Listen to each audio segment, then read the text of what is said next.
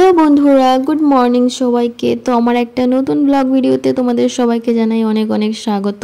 তো আশা করছি তোমরা সবাই অনেক ভালো আছো, আর আমিও কিন্তু অনেক ভালো আছি। তো আজকের সকালটা শুরু করছি এই যে আমার ছাদ বাগানের সুন্দর সুন্দর ফুল দিয়ে।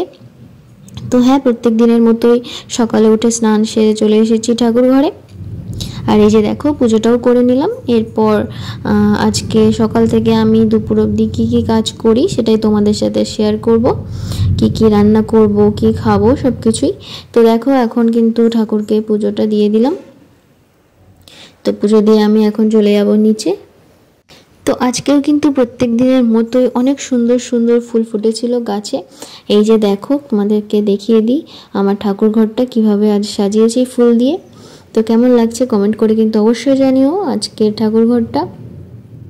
তো আমার পুজো কমপ্লিট হয়ে গেল, চলো এবার নিচে যাওয়া যাক, দেখি সকালের টিফিনে কি করা যায়।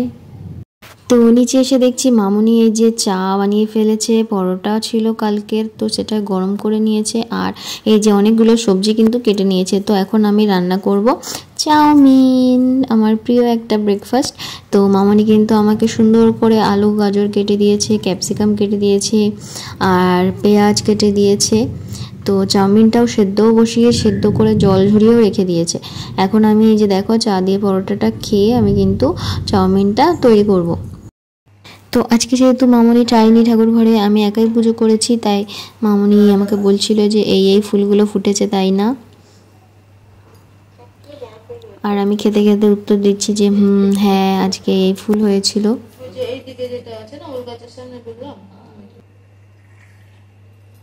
তো টিফিনটা খেয়ে নিলাম অলরেডি। তো আজকে আমি দুবার টিফিন করব।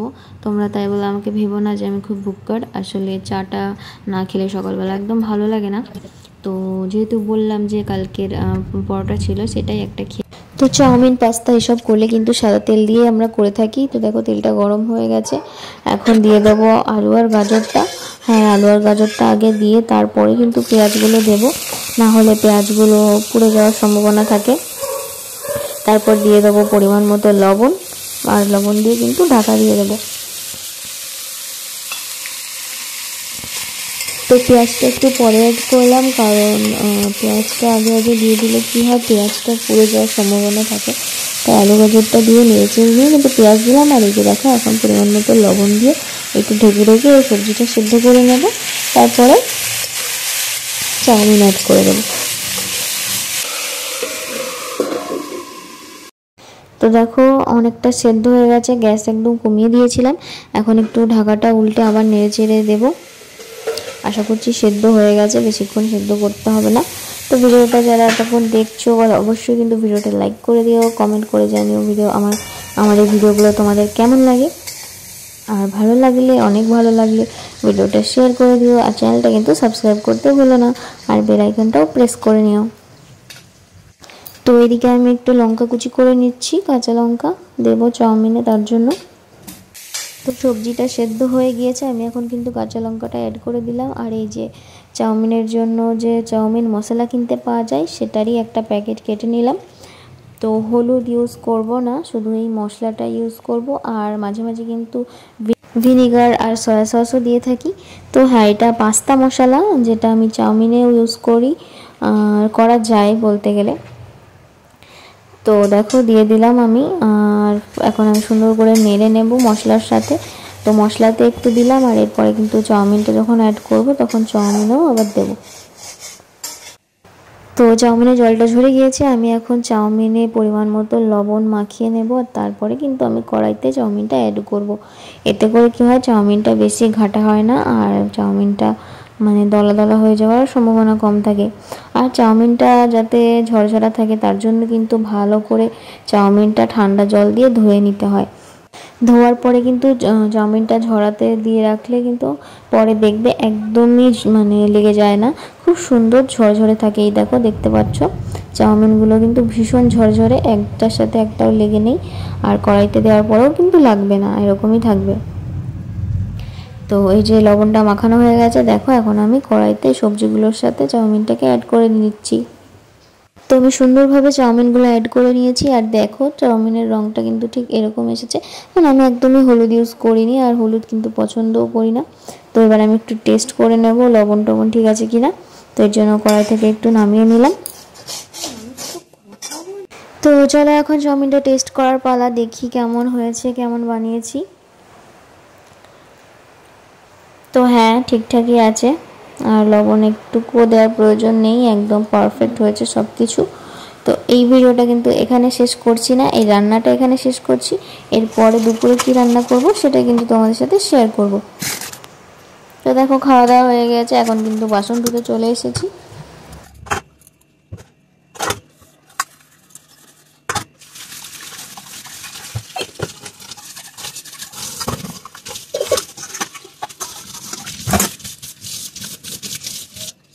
তো সকালের কাজকর্মের পাট চুকিয়ে গেছে, এখন কিন্তু দুপুরের রান্না তৈরি করছি। তো এই যে দেখো ইলিশ মাছে হলুদ লবণ মাখিয়ে নিয়েছি, আর এই যে এরকম হাফ হাফ করে বেগুন কেটে নিয়েছি।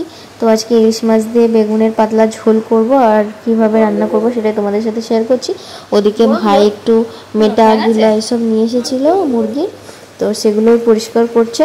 আমি বললাম যে তুই বস, আমি করে দেবো, কিন্তু সে দেখছে তার দিদির খুব কষ্ট হচ্ছে, তাই কিন্তু আমার সোনা ভাই আমাকে একটু সাহায্য করে দিচ্ছে।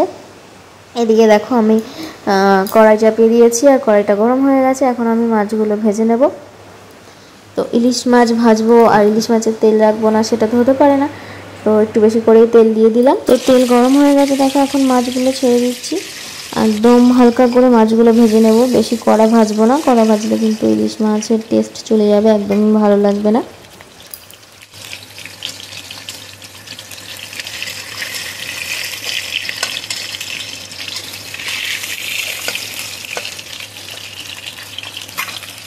তো এদিকে 4-5টা কাঁচা লঙ্কা চিড়ে নিচ্ছি ইলিশ মাছের জন্য।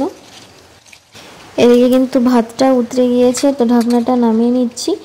আর দেখো মাছগুলো কিন্তু ভাজা হয়ে গেছে, একদম হালকা করে মাছটা ভেজে নিলাম। এরপর এই যে দেখো সর্ষের তেলে কালো জিরে ফোড়ন দিয়ে দিচ্ছি, দিলাম একটা তেজপাতা, একটা শুকনো লঙ্কা, আর কিছু কাঁচা লঙ্কা যেগুলো কেটেছিলাম। আর এই যে দেখো এখন বেগুনটা দিয়ে কিন্তু ভালোভাবে বেগুনটাকে লাল লাল করে ভেজে নেব, আর দিয়ে দিচ্ছি পরিমাণ মতো লবণ, যাতে বেগুনটা তাড়াতাড়ি গলে যায়।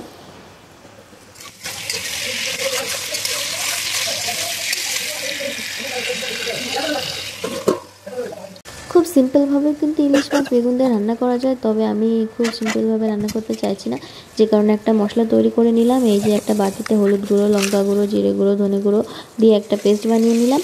তো দেখো মাঝে মাঝে বেগুনটাকে একটু নেড়ে দিচ্ছি, নাহলে উল্টে পাল্টে না দিলে বেগুনটা পুড়ে যাবে। তো বেগুনটা নরম হয়ে গেলে কিন্তু আমি মশলাটা অ্যাড করে দেব। এখন জল দিয়ে মশলাটার একটা পেস্ট বানিয়ে নিচ্ছি, দেখো জল দিয়ে দিলাম, এখন ভালোভাবে গুলে নেব চামচ দিয়ে।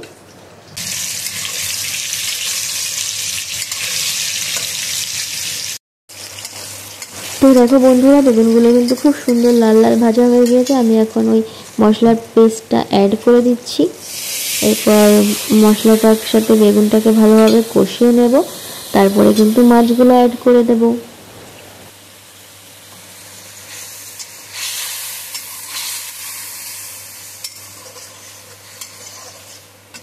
তো বেগুনটা খুব সুন্দর কষে গিয়েছে, দেখো আমি এখন পরিমাণ মতো একটু জল দিয়ে দিচ্ছি, এরপর জলটা ফুটে গেলে মাছগুলো অ্যাড করে দেব।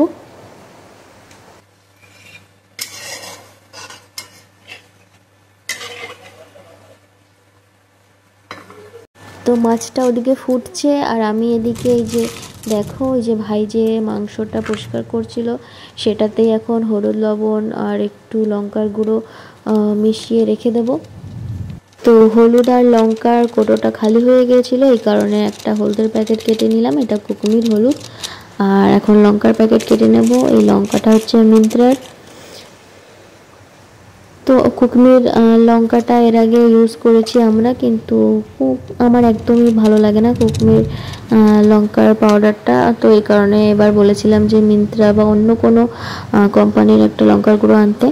তবে এই গুঁড়োটাও দেখলাম ওরকমই, যাই হোক ইউজ করে দিলাম। দেখো লঙ্কার গুঁড়ো আর হলুদের গুঁড়ো দিয়ে দিয়েছি মাংসতে, আর দেব লবণ, এরপর ভালোভাবে মেখে নেব মাংসটা।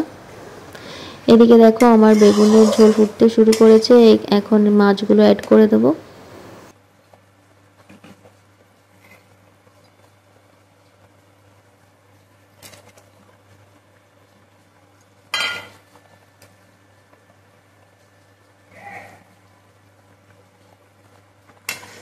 তো আর 5 মিনিট মতো ফোটাবো, এরপরে কিন্তু নামিয়ে দেবো ইলিশ বেগুনের ঝোল। আর এদিকে চলো মাংসটাকে এখন সুন্দর করে ম্যারিনেট করে রেখে দিই। তো দেখো কি সুন্দর দেখতে লাগছে হলুদ লবণ লঙ্কার গুঁড়োগুলো। তো এখন হাত দিয়ে মেখে নেব সুন্দর করে। খুব ভয় লাগছে কারণ লঙ্কা দিয়েছি আর হাতে তো ঝাল লাগবে, কিছু করার নেই। সুন্দর টেস্টি রান্না খেতে গেলে একটু কষ্ট সহ্য করতেই হবে। তো যাই হোক, সুন্দর করে এখন মাংসটা মেখে নিচ্ছি।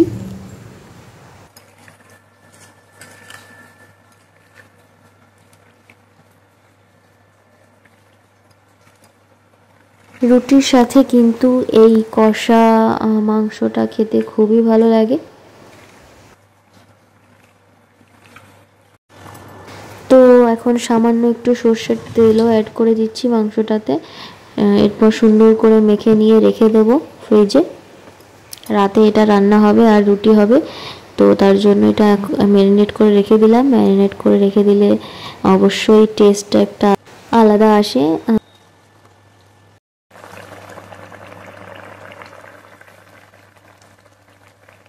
তো ইলিশ বেগুনের ঝোল রেডি, এখন আমি নামিয়ে নিচ্ছি।